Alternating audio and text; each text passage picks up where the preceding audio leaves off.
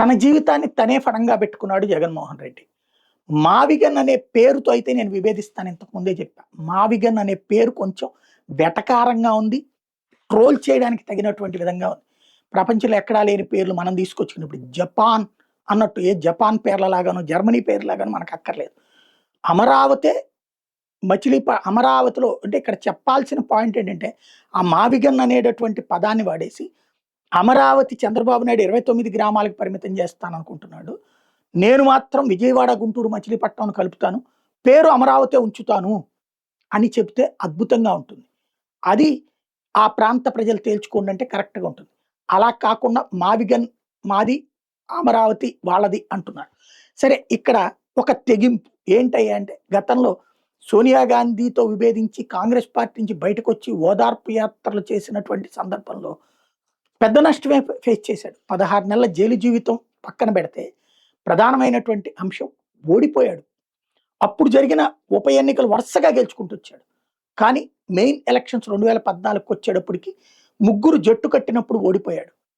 ఆ జట్టు కట్టినప్పుడు ఓడిపోవడానికి కారణం అవగాహన కలిగినటువంటి నాయకుడు మాకు కావాలి అని జనం అనుకోవడం.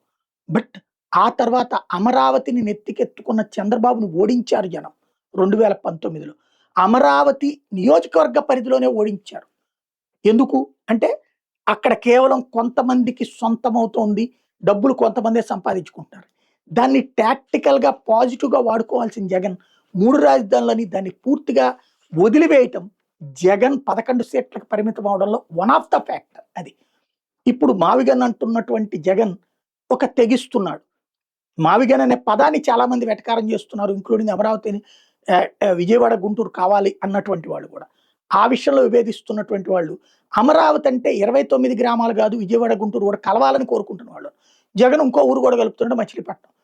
జగన్ మీద అయితే నమ్మకం ఇప్పటిదాకా రాజధాని విషయంలో జనాలకి ఎక్కువ మందికి లేదు. ఇది గుర్తుపెట్టుకోవాల్సినటువంటి అంశం.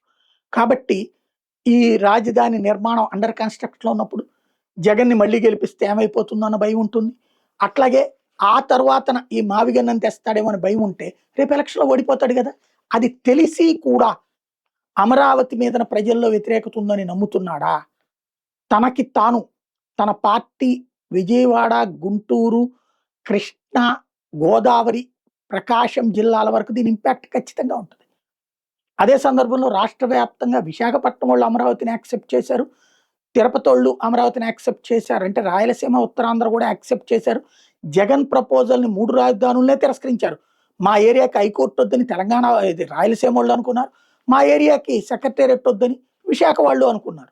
అట్లాంటప్పుడు వాళ్ళందరినీ నమ్ముకుని జగన్ ఇలాంటి ప్రకటన చేయడం, అన్ని ప్రాంతాల నుంచి తీవ్ర వ్యతిరేకత వస్తే ఏమైపోతాడు అన్నటువంటిది తెలుసుకోలేదా అంటే ప్రజల ఆలోచనలో మార్పు వస్తుందని తను నమ్ముతున్నాడు. జనం ఏమనుకుంటారో చూడాలి.